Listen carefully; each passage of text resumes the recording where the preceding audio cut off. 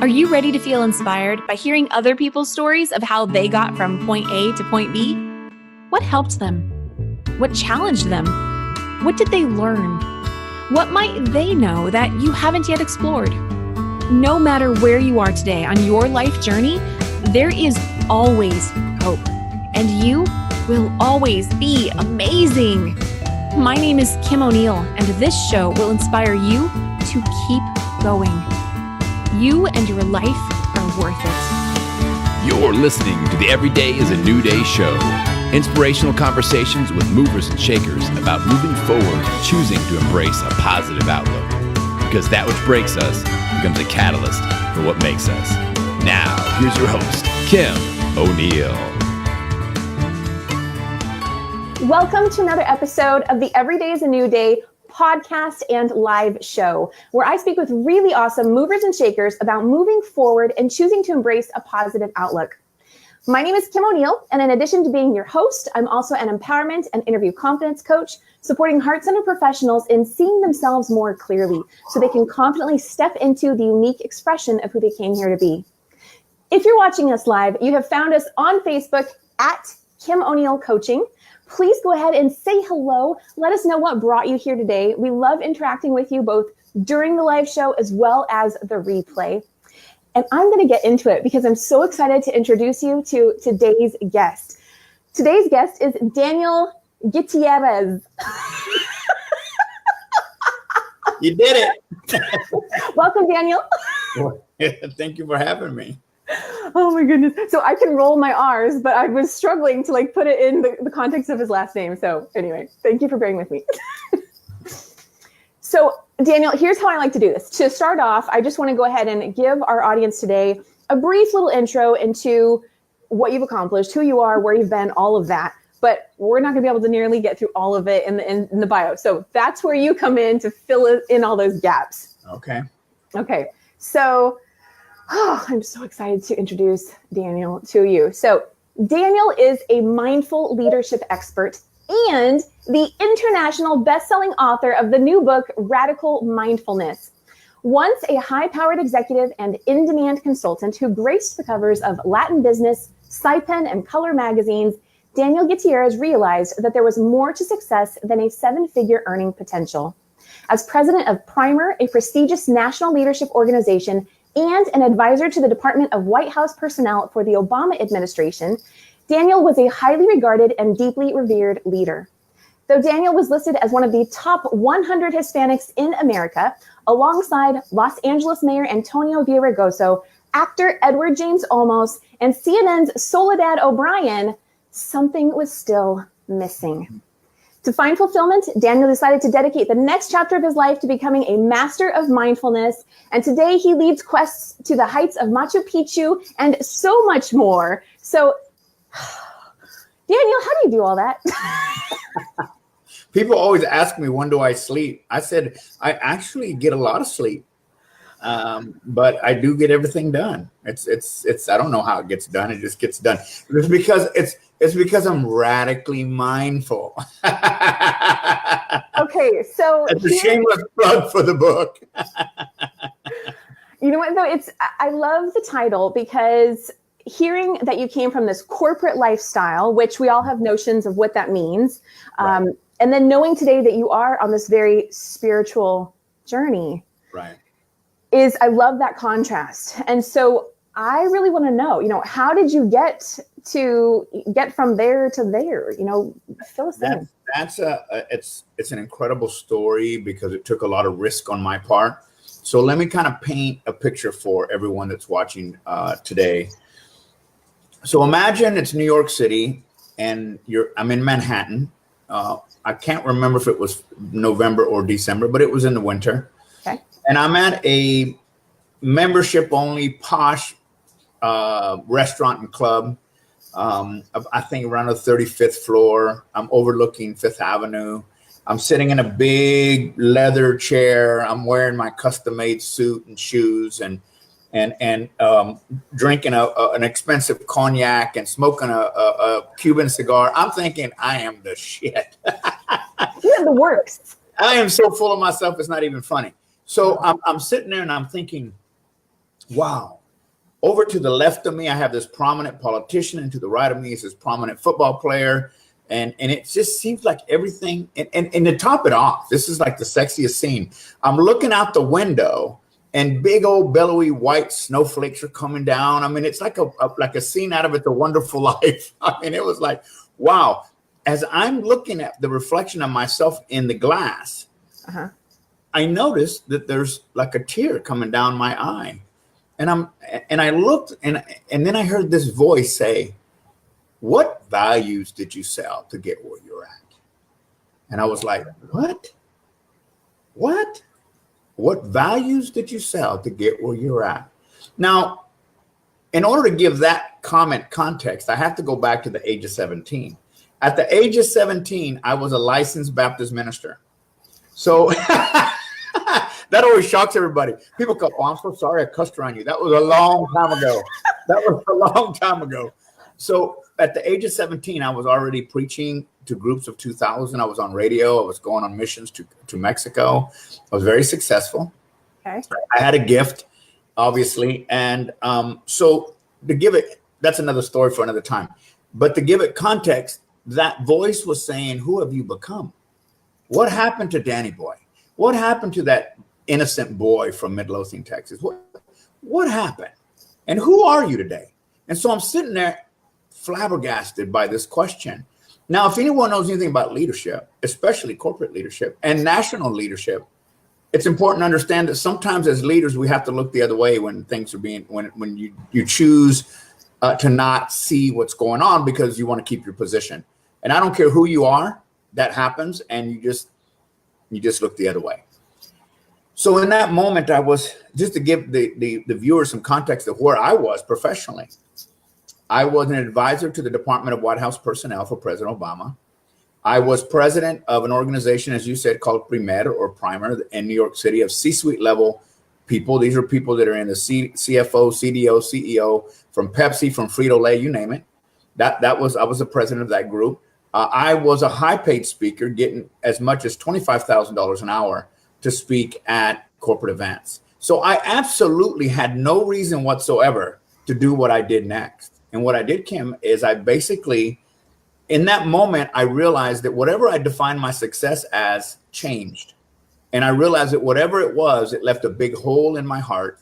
And I went, then I have to go find out what this is about. I have to find out where I need to go. And I absolutely quit everything. So I no longer was taking calls from the White House. Believe that, like, who's that pompous, right? I was no longer engaged with the White House. The last year of the Obama administration, I had very little to do with it, with my position. I was ending my tenure as the president of Primer in New York City, so I disappeared. I absolutely quit doing speaking gigs, and decided to travel to the Himalayas to work with the Buddhist monks in the Himalayas. I worked with the Sanskrit priest high up in the coffee plantations of Kathmandu. I went and worked with the maestros and the shamans of the Amazon jungle, not Amazon.com. And people are like, "Oh, why did you go to Seattle?" I had someone ask me, "Why'd you go to Seattle?" I'm talking about the jungle, not .com. And then I spent some time, and I still do, a lot of time in the Andes with the Pacos and the Quiro, wisdom keepers of the Inca culture. And that was what I did. And so that kind of gives you a little bit of an idea where I was and where I went. And that takes risk, huge risk. And there's more to that story, but I'm sure we'll talk about it as we go along. Okay, so of course, a lot of questions are coming up for me. And I'm getting a little feedback on my end. I don't know why. Okay, it went away. Whew. Okay, so thank you for taking us back to age 17, because I was going to ask you to take us back to age 16, and we'll go for 17. That's good. So let me first ask you, do you think that it's possible to be this high-powered executive and not sacrifice your values? I think that you can get closer to being more of who you are. I would hate to say that answer is yes, that you can be high valued. I think you can be high valued, but any great leader will tell you that there are times when decisions have to be made that aren't in alignment with their values. It's just part of the job. It's part of the job. And that's where I struggled, in that moment was, oh my gosh, I mean, this is not even who I am. and it was grinding, even though consciously I was thinking I was, all that. Down deep inside, that minister boy in me was going, that's not quite so nice, Daniel. Now, did you ever, even when you were 17, ministering and having that kind of a life, did you ever see yourself moving in the direction of politics? Was that an interest? I didn't even see myself out of the little town I lived in. I mean, my life has been amazing because I just published my 5th book, as you said, Radical Mindfulness, and I basically failed English. I mean, I absolutely, I was like, they told me I was going to be horrible in high school. They told me that. When I went to college, this was where I got a glimmer of hope. My first paper in college was a essay I wrote on the chimney sweeper, William Blake's The Chimney Sweeper, which is a very difficult poem to read, but I understood it. And I wrote this paper, and when I got it back, oh my gosh, I've never seen so much red ink in my entire life. I thought, well, how many pens did she use, right? I was amazed because it was an A-. And so I went to the teacher and I said, ma'am, you must have used 3 pens on my paper. How did I end up with an A-? She says, you are an incredible storyteller. You're an incredible writer. Thank God for you that there's editors because your grammar sucks. Wow. And so she gave me that hope inside that, well, maybe there was hope for me that even though there was a gift I didn't have, which was the dotting the I's and the T's and making it sound good, but there were people that would do that for me. I didn't know that coming from a small town in Midlothian, Texas, that there were professionals out there that make what you write look good and be good. And so, I mean, today being the author of 5 books, I mean, I'm sure that those teachers, if I ever went back, they wouldn't believe it. So I love that. For anyone listening or watching today, keep that in mind. Wherever you may feel you have a weakness, Yes. you still have strengths. And if your weakness is something that needs a gap to be filled in, there are other people who can fill in those gaps for you, like Daniel was saying too, with editors and things like that. Yeah. So no, I did not see myself in anything that I'm doing today. I mean, I was the guy driving a step side yellow 67 pickup with a gun rack in the back, swearing I was going to marry a girl in blue jeans.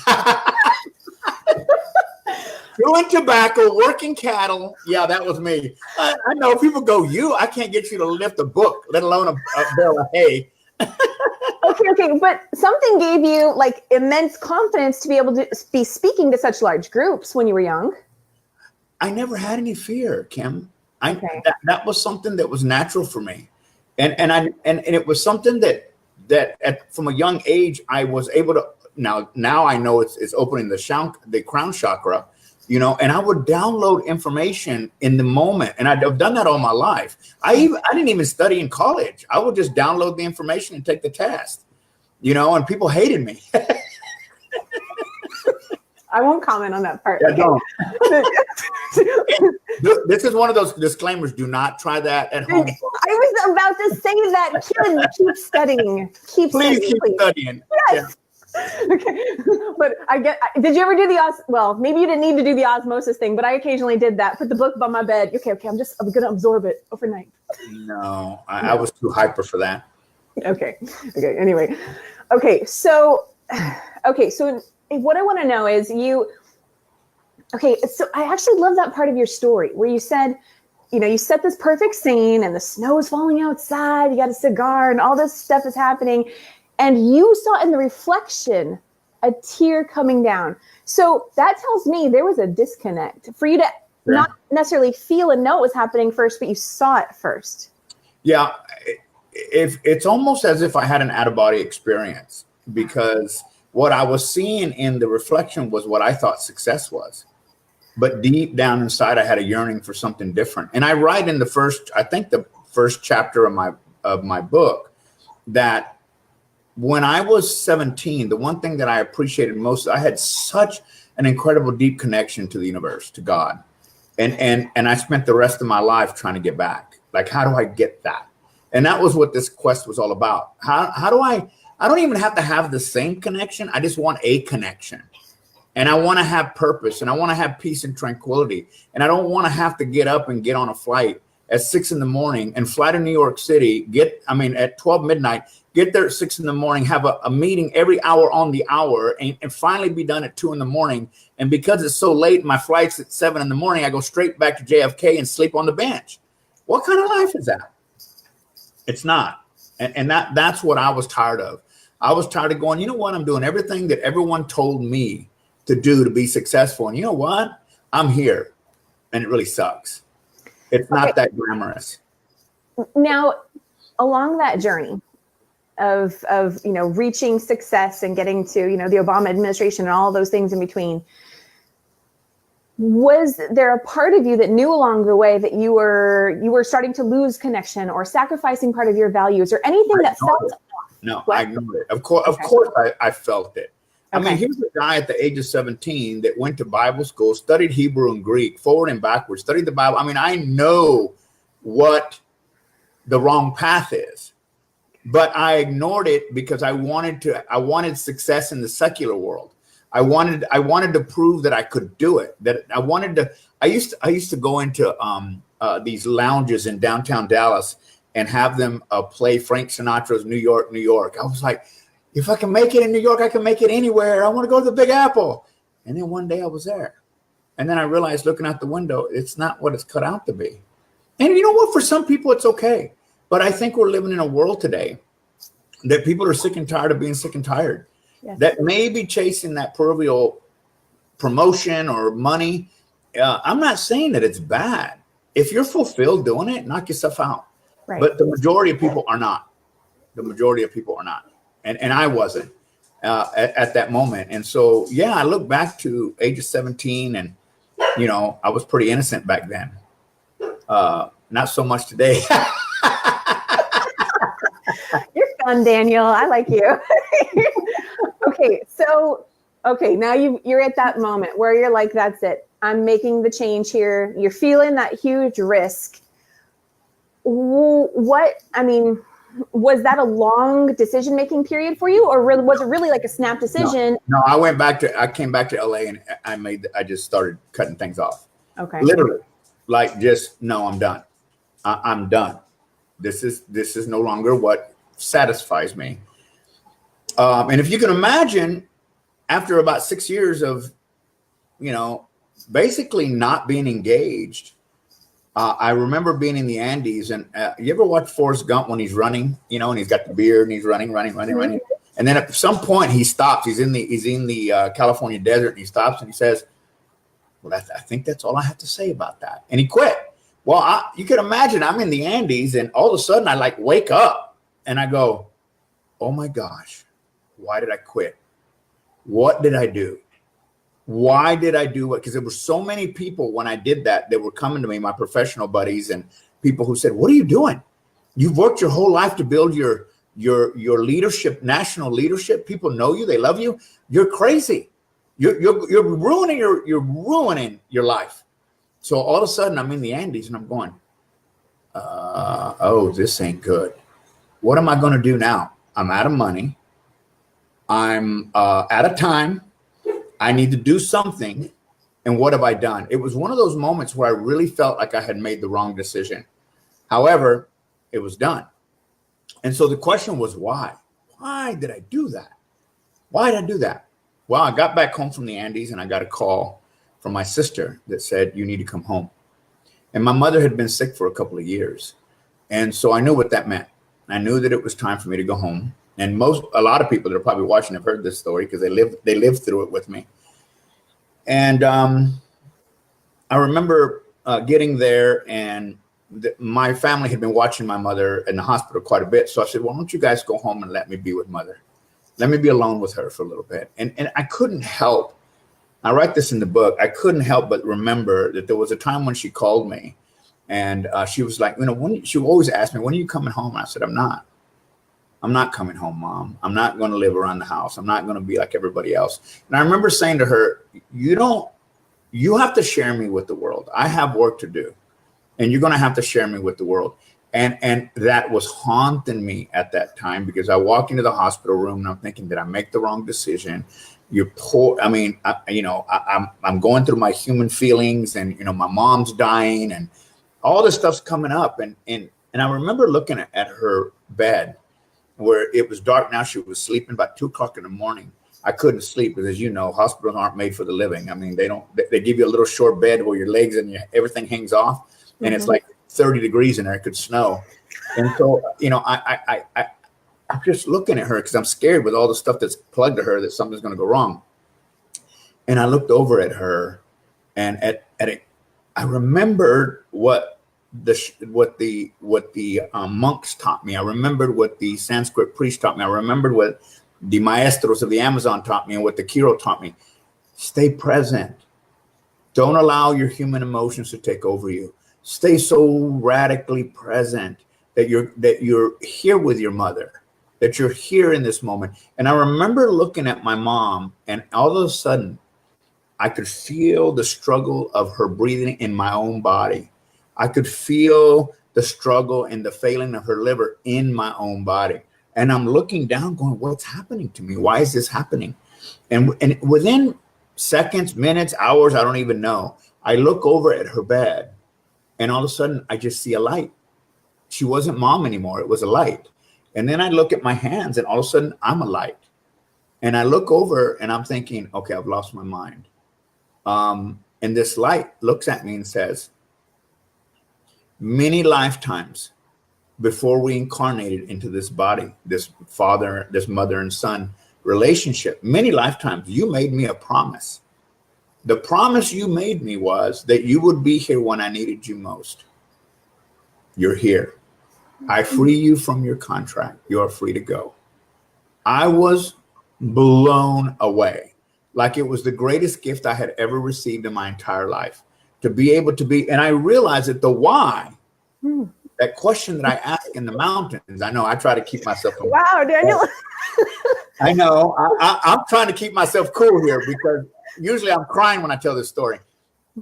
But the gift that I got was because I in that moment, I realized that my entire life, and I mean entire life, as a minister, as a traveler, as a leader, was for that moment. My entire life was so that I could be there for my mother in that moment.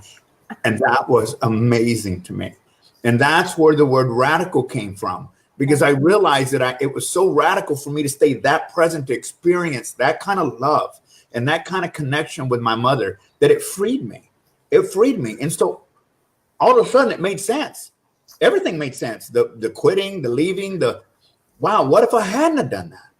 What if I hadn't have been there? What if I had said, oh well, because I'd surely done that a lot to a lot of other people, but I didn't do that, and that's where this journey brought me to. And it brought me to that moment. And that's when I decided to write the book, Radical Mindfulness. I said, Mom, I'm going to write this book to memorialize you and to tell people what a wonderful person you are, and that's where the book came from. And my life changed completely. So it was an honor for me to honor her on Valentine's Day and have this book come out. So Daniel, that was such a beautiful story. I try to do research and know things in advance, and I knew some of that, but I did not know that. And so thank you for sharing that, because that's just a beautiful story. And I'm going to ask something that may sound incredibly obvious, but I think there might be some questions out there. So I want to ask it. Just to be clear, the light that you saw when you looked at your mom and heard that voice, you interpret that voice as her voice. Is that correct? No. Or no? No, it's not. Okay. Spirit. Okay. It was the spirit. But because we're all spirits. We all come into this human body for a human journey. But this spirit, this light, this being was from many lifetimes before. Okay. It wasn't Mom. And I wasn't Daniel in that moment. I was just being told, thank you for keeping your promise.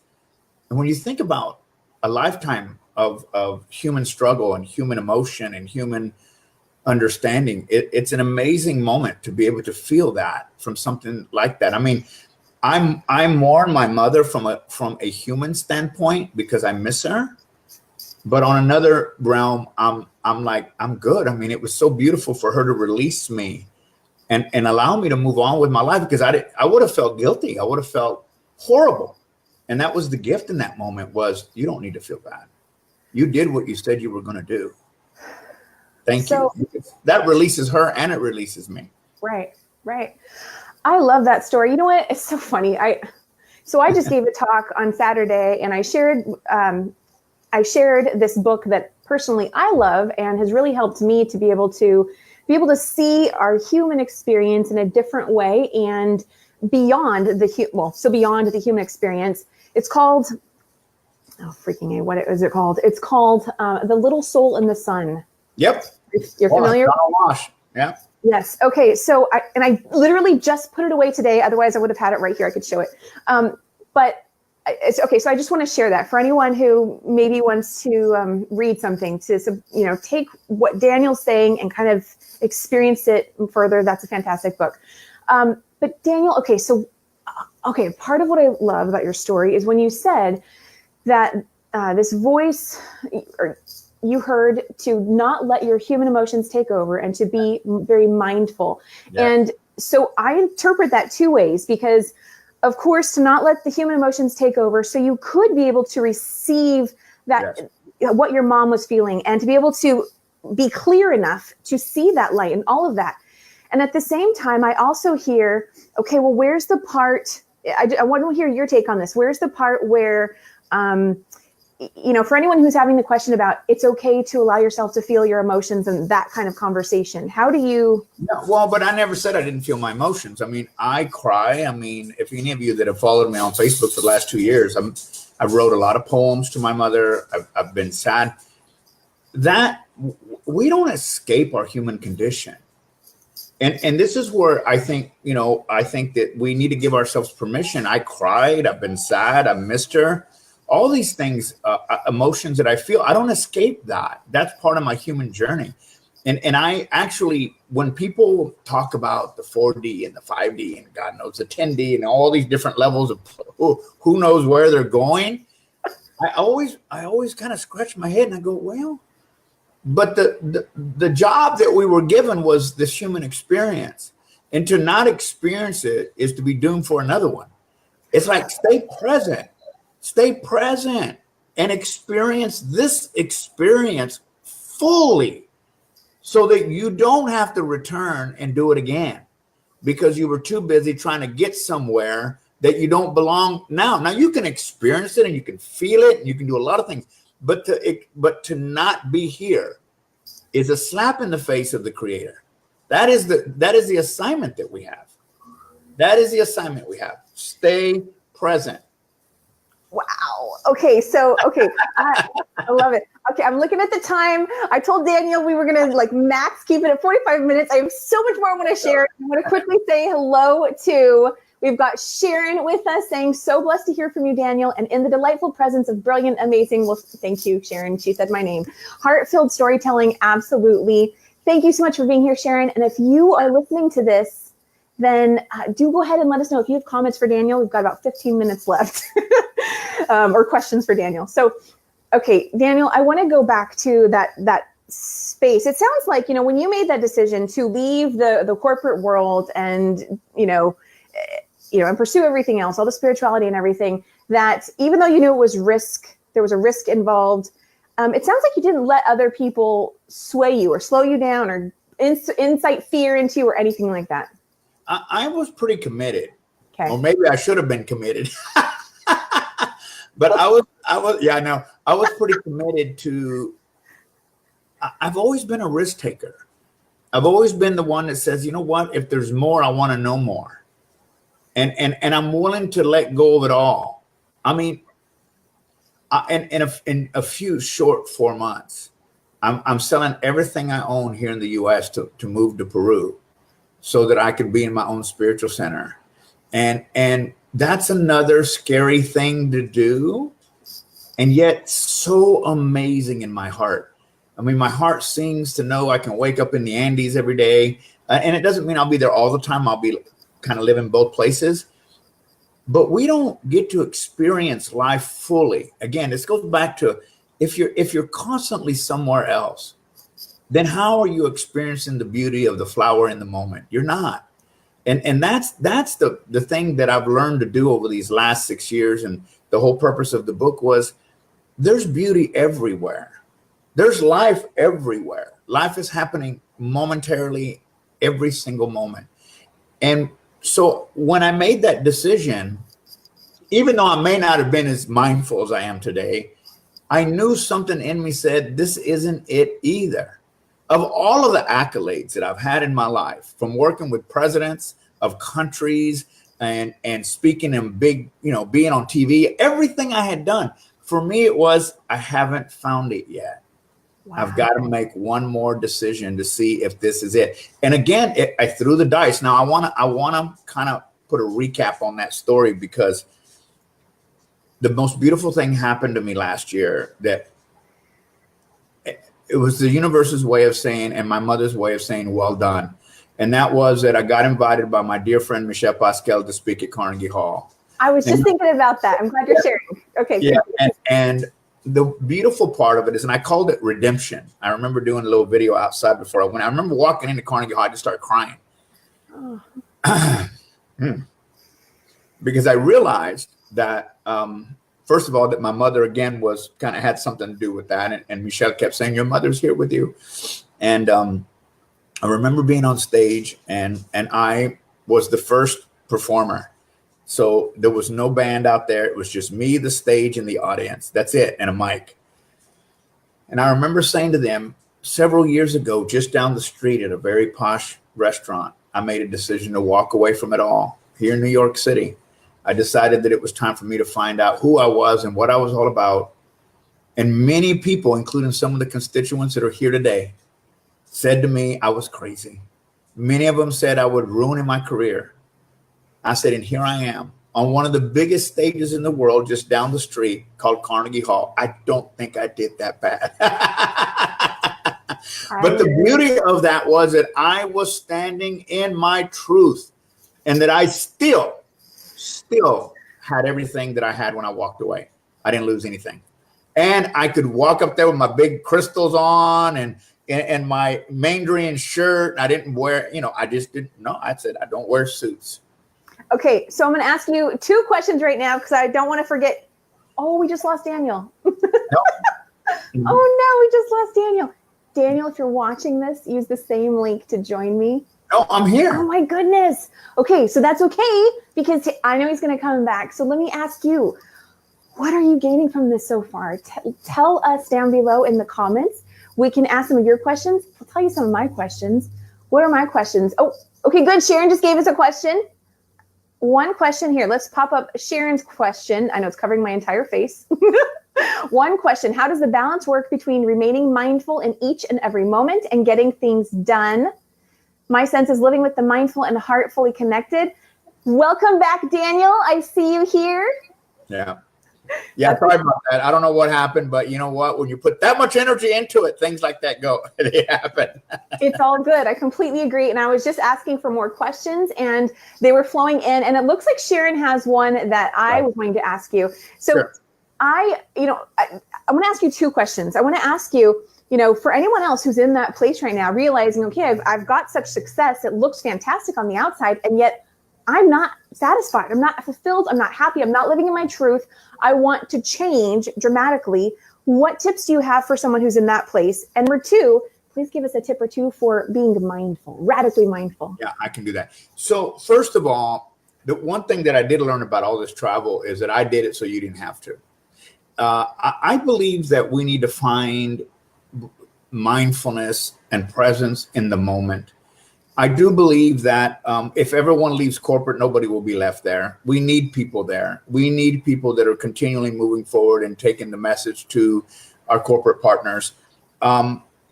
If you find yourself where you're not happy, then you really got to go in deep. This is when going inward is very important. Well, what is the source of your unhappiness? Why are you unhappy? Is it your job? Is it your relationship? I mean, I look at it this way. People, places, and things. Would you go into your refrigerator and drink a gallon of expired curled up milk? No. Yet we have people, places, and things in our life that have well past their expiration date. And that's what causes the discord. We probably need to take an inventory of what those things are. And it's hard sometimes times because people get caught up with the kids or the marriage or the house or the job or the stock options or the pension. And listen, we live in a world today that is constantly teaching us that nothing is solid. Mattel Toys is gone. GE, there's so many big companies we thought would never go because our parents worked at those companies forever. Nothing in our world is solid enough for you to believe it's going to be there. Not even your pension is possibly there. So if you're in that position that you're thinking that you're unfulfilled, first go inward. Take that deep breath and really try to find the source of that. I did what I did because it was my path to do what I did. I don't recommend they do that because coming back was not as easy as I would have liked it to been because 6 years out of sight, out of mind. But I teach today that we can all have that peace and tranquility if we just stop for a minute and give ourselves time to catch up. We have 80,000 thoughts per day go through our mind. 80,000, it's a minimum. 80,000. No wonder we're tired. Yeah. Right? Yep. So how do we do that? Well, I have 6 steps in the book I talk about. I won't go through them all on how to be radically mindful. And the first one is using meditation, yoga, breathing, aromas, whatever it is that you use to get yourself centered. Because here's the truth that I found for myself, and especially with that experience with my mother. We have no power in the next moment. We have no power in the moment that passed. The only power we have to connect with the divine is in the present. And in the present moment, we can make decisions that change our entire lives if we can stay there. That's a big if, IF.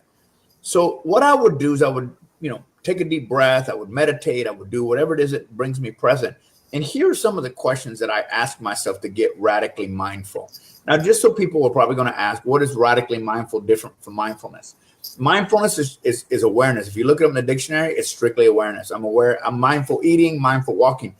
Radical mindfulness is the practice of mindfulness because it's radical to think that you can stay in that state of peace and tranquility all day long. How do I know that? Because people take yoga and do meditation for 30 minutes in a day or maybe even an hour and get out on the freeway and they start flipping their fingers at everybody. That's not a practice. That's not a practice. That's just what you did in the morning. What I'm suggesting is that we do this all day long. And so one of the ways that I do that is I ask myself, once I get myself centered, where am I right now? Where are my thoughts in the present, the past, or the future? I need to ask myself that question. Good question. And then I ask myself, am I okay right now? Right now. The house is not repoed. I haven't lost a job. The girlfriend's still there. Yeah, I'm okay. Why do I ask that question? Because we fear the future. We're constantly crucifying ourselves with the regrets of yesterday and the fears of tomorrow.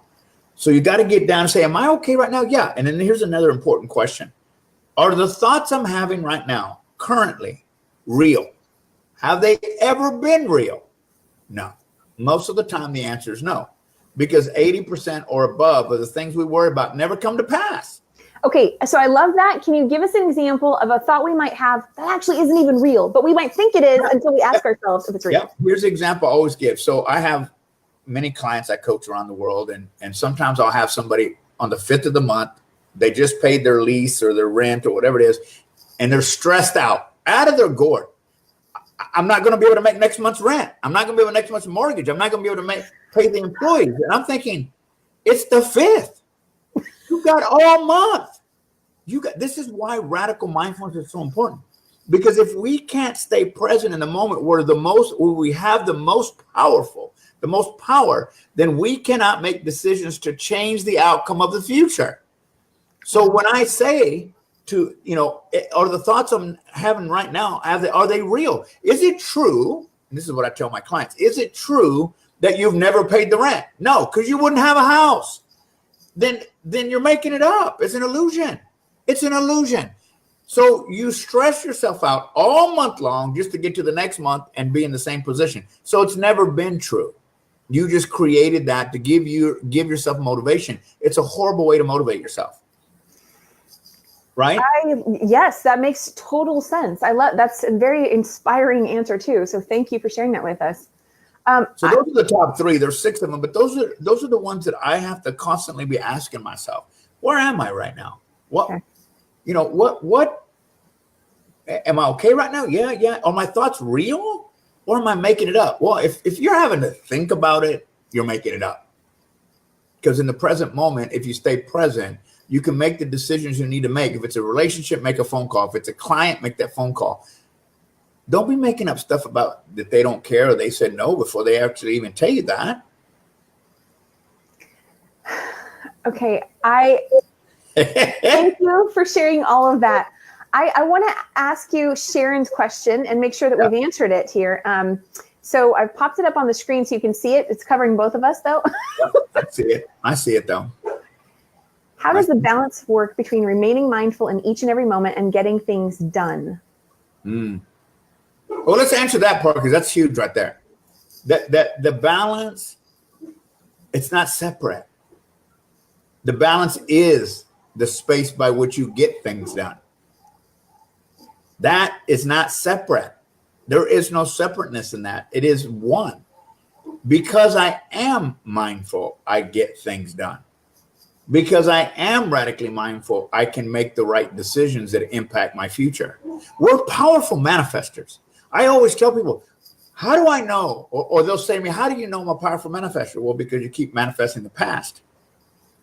Well, if we can manifest the past because we're constantly fixated on it, well, isn't it true that we can manifest the future? Absolutely. Where would you rather stay? So that question about what's the balance, there really isn't about, it's all the same. It's in that peacefulness, in that place of peace and tranquility that you have the power to change your life. It's not separate. I want to ask you so much, Daniel, and yet I want to be mindful of the time. So I guess before I, ask for where can people, connect with you after the show, I want to ask, please share with us what's next for you. You did mention you have a center that you're opening up. Is there anything else you'd like to share with us, or would you like to elaborate on that? Well, yeah, I'll give you a little bit more, little tidbits here. Well, I'm flying to Peru in a couple of weeks to go down and kind of solidify the deal. And July will be my first group there at the center.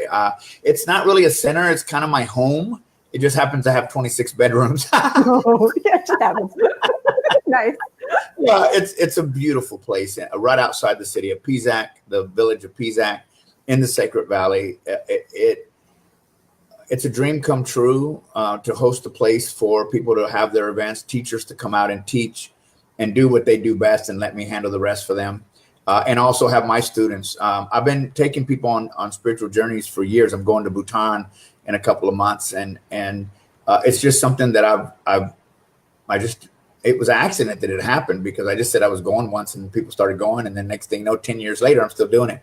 So yeah, so that's exciting. That's exciting. That's the next big thing coming up for me. Okay. It's called Catalina. Catalina was my mother's name. So that is the name of the center. It's El Centro de Amor, Paz y Tranquilidad, which means the center of love, peace, and tranquility. That's beautiful. And anyone, okay, so you've got the center, but if someone wanted to take one of your tours, anyone can join and sign up and join, right? Go to my website, danielgutierrez.com, and you'll see trips that I'm taking. I have a philosopher's camp in the Adirondack Mountains this year.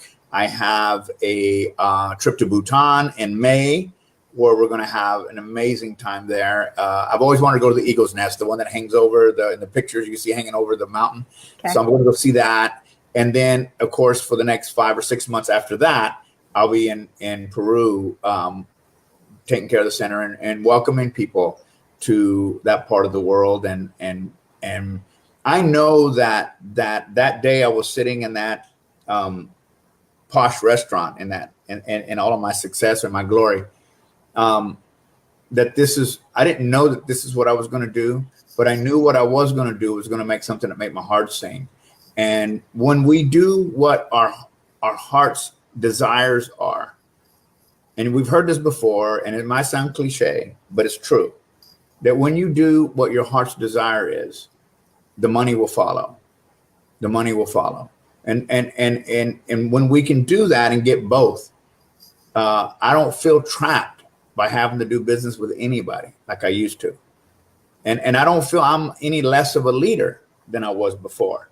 Because now all of those corporate people that were telling me I was crazy are calling me and saying, show me how you did what you did. How did you not lose 1 ounce of credibility doing what you were doing? And now they're calling you to help them, do this work. And I said, you got to follow the voice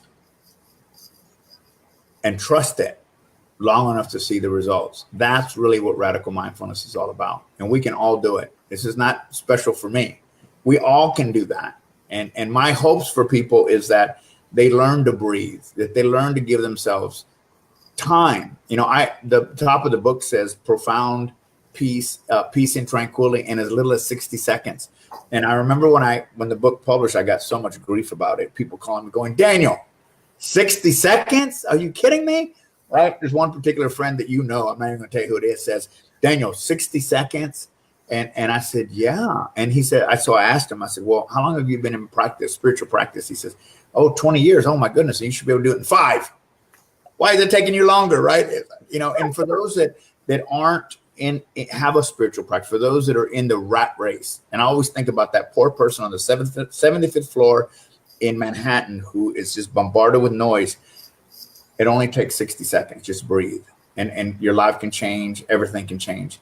And why? Because we get connected to the power within us and the power that exists for all of us. We're human. We're human. That means we can connect to that at any time. So that's my wish for everyone. It's just to learn to connect to that. Even when life looks like crap-ola. They can't change.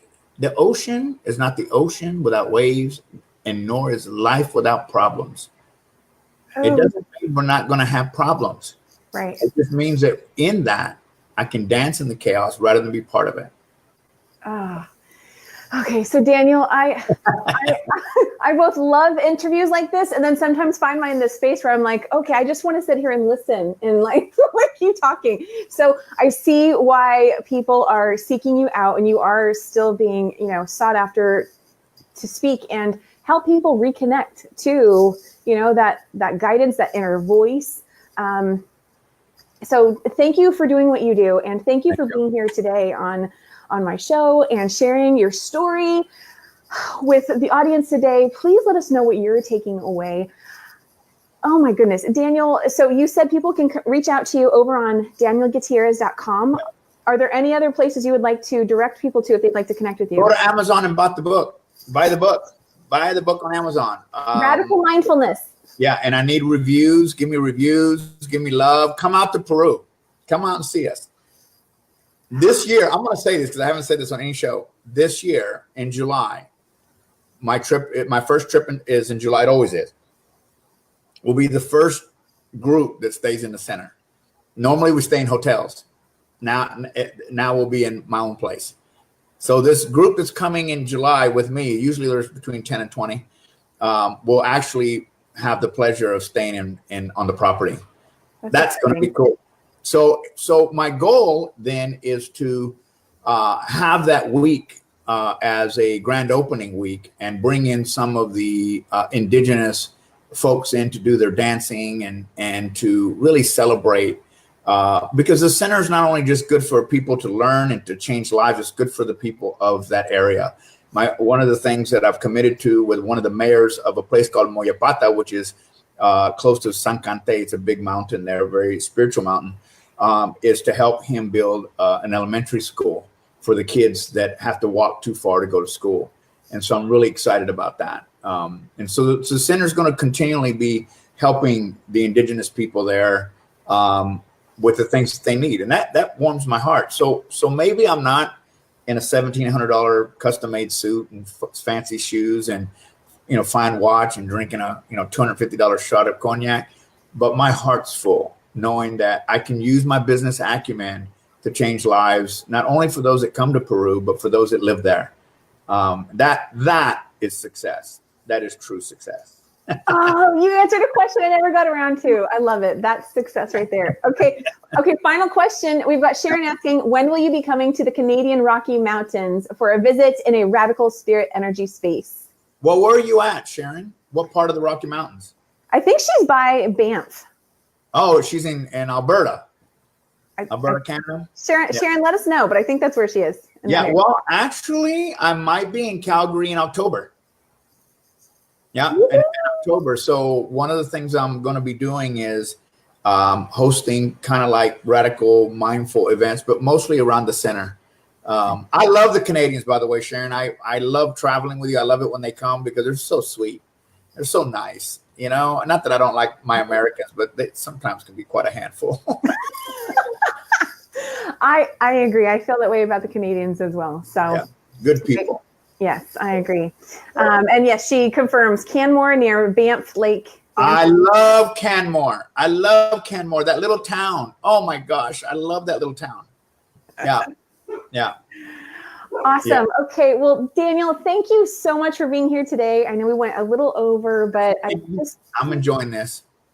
Good. Well, you want to keep going? We can keep going. No, I won't do that to you. Okay. Okay. Thank you to all of those who are here with us live, as well as those on the replay. You can continue to let us know what you're taking away from this. If you have questions for Daniel or I, please go ahead and leave them below. We'd love to connect with you and, support you, whatever you're going through. And are you in the process of becoming more radically mindful? If you're tuning in at the end of this, I absolutely encourage you to go back to the beginning and hear Daniel's story of that moment where he had was that your first mindful experience or? I think that moment was, I've had many challenging moments, but that was one that really rocked me to my core. Yeah. Oh my gosh. Whew. Okay. Yeah, that was awesome. Okay. So again, thank you to everyone. Remember that wherever you are does not have to be wherever you are today does not have to be where you are tomorrow, because every day truly is a new day. And Daniel's message of being radically mindful totally speaks to that. You've inspired me to even be more mindful about being mindful. so squared, mindful squared. There you go. Exactly. I so appreciate you, Daniel, being here today, and all of those who are with us. If you'd like to stay in contact, find out either more about the coaching work that I do or about the Every Day is a New Day show, you can go to KimO'NeillCoaching.com, and O'Neill is Oneill, or connect with me over on Facebook at Kim O'Neill Coaching, the Every Day is a New Day show and coaching page, and we will stay contacted that way. Have a fantastic rest of your day, and I'll see you in the next episode. Thank you for listening today. If you found value in this episode, be sure to rate and review it on iTunes and subscribe so you can continue to be inspired and feel supported on your journey forward. Remember that every day truly is a new day.